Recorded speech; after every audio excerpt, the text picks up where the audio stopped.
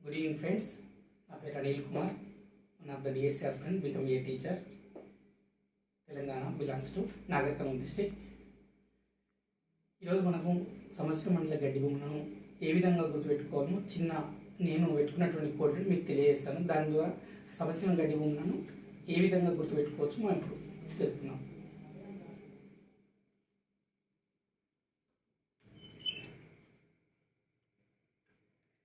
మామూలుగా 7 ఖండాలలో మనకున్నటువంటి 7 ఖండాలలో సమస్య మండల గడ్డి భూములు విస్తరించి ఉన్నటువంటివి 5 ఖండాలలో మాత్రమే విస్తరించబడి ఉన్నాయి.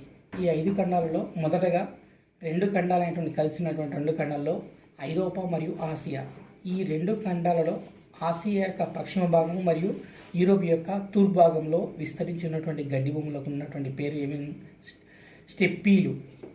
కానీ ఈ ప్రాంతాన్ని 2 కలిసి ఉన్నాయి కాబట్టి ఐరోపా మరియు ఆసియా 2 కలిసి ఉన్నాయి కాబట్టి యూరేషియా అని పిలుస్తాం. ఈ యూరేషియా ప్రాంతంలో ఉన్నటువంటి గడ్డి భూములను స్టెప్పీలు అని పిలుస్తాం.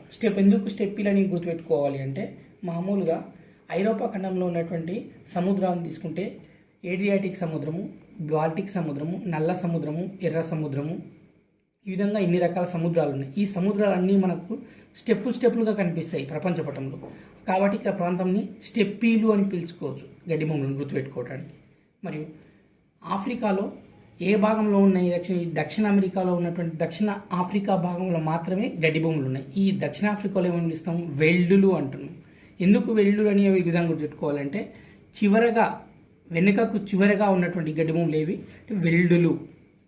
ఆస్ట్రేలియా ఖండం బాగా డౌన్లో ఉంది కాబట్టి ఆ ప్రాంతంలో ఉన్నటువంటి గడ్డి భూములను డౌనులు అని పిలుస్తాం.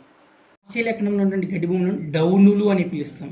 ఈ డౌనులు ఇక్కడ గడ్డి భూములన్నీ కూడా తెల్లగా మంచు కప్పబడినట్లుగా ఆ విధంగా కనిపిస్తాయి మనకు.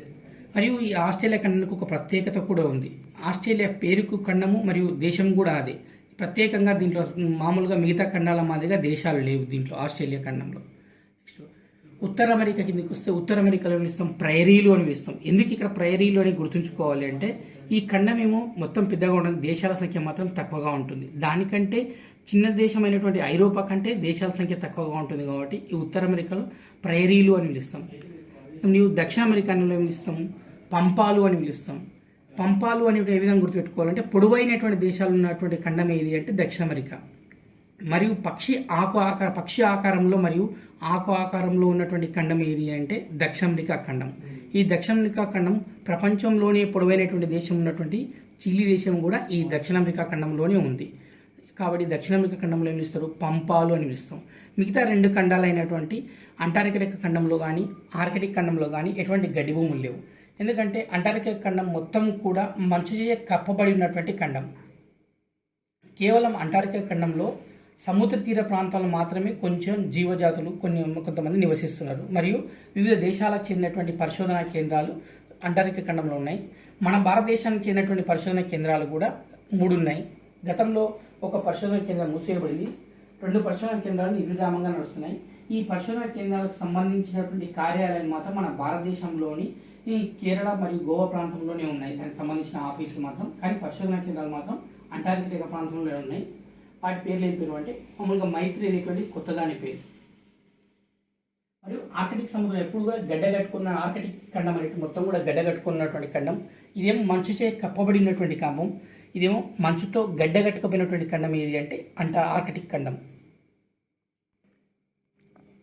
ఓకే ఫ్రెండ్స్, మీకు మన వీడియో నచ్చినట్లయితే బరాబర్ లైక్ చేయండి మరియు సబ్స్క్రైబ్ చేసుకోండి. మీకు నేను యాదుంటాను. మరియు మా ఛానల్ సబ్స్క్రైబ్ చేయండి.